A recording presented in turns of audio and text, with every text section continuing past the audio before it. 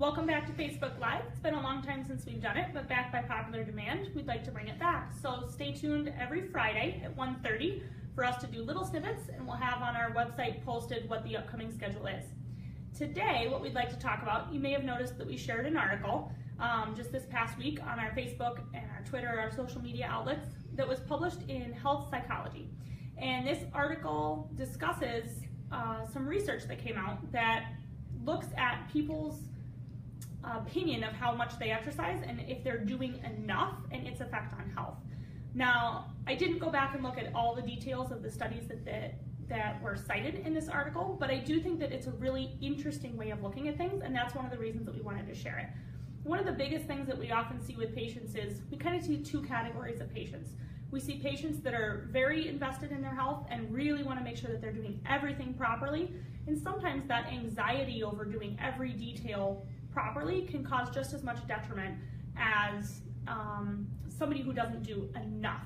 And that's one thing that I think a lot of people don't recognize. So we love patients that are compliant and that really work to do the homework that we teach them, but we also want to make sure that you understand that the homework is meant to give you some tools in your toolbox, but not necessarily overdo what we're asking you to do, because that can be detrimental as well.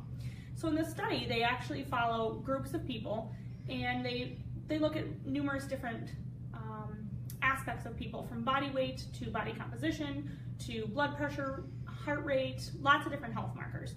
And they compare that to how much exercise people feel like they're getting. Are they doing enough when they compare themselves to their peers?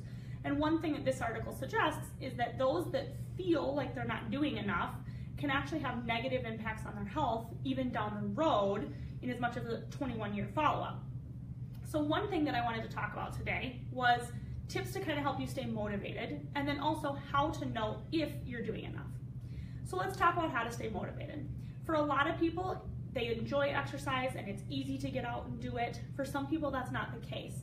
The biggest thing that I kind of recommend is take a look at your normal daily activities. If you're very sedentary, if you have a desk job, if you do a lot of driving or a lot of sitting, if you just sit on the couch a lot, or you don't do a lot of activity, then you do need to do more exercise to try to make up for that. Unfortunately, the reality is that 8 hours of sitting a day will never be balanced out by 1 hour of going to the gym, but it's certainly better than not getting anything in. If you look at your day and you realize that I'm pretty active, I walk a lot, I lift a lot, I do lots of different varied motions throughout the day, then you may not need to do as much at the gym. Another thing to kind of look at in terms of motivation is, where are you at in your life? People with young children may have a harder time getting to the gym because of babysitting, or may have a tougher time because of work demands. So think about adding activity to your day in ways that you may not otherwise be able to.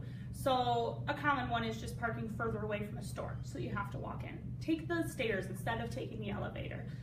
Look at these kind of things as aspects of working out. You may not be going to the gym and spending an hour doing a full workout, but if you spend 10 minutes climbing the stairs 5 times a day, you just added 50 minutes of activity into your day. So take a look at where you're at in life and give yourself a little bit of a break, but also find ways to add activity if you are in a period of life where it's not realistic to make a full commitment.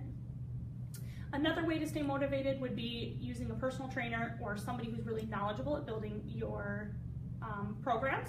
If you've got somebody who can help hold you accountable and build you a quality program, you're less likely to get injured. You also are more likely to stick to a routine because you know that you have to go back to that person and report if you've been doing your program. I do recommend making sure that you find somebody who really is truly qualified and really knows what they're doing. Feel free to contact us if you'd like some referrals. We work with some great people in the area.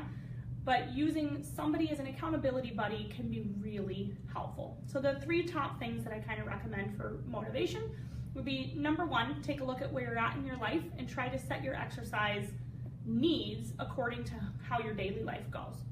Number 2, based on where you're at in your life, what is realistic to commit to? Because committing to something that you can't follow through with doesn't do you any good anyways. So find a way to commit to something that you can do, and find ways to add activity into your everyday life. And then number 3, work with somebody who's highly qualified, who knows what they're doing, and who can help hold you accountable to make sure that you're making the progress that you want to make.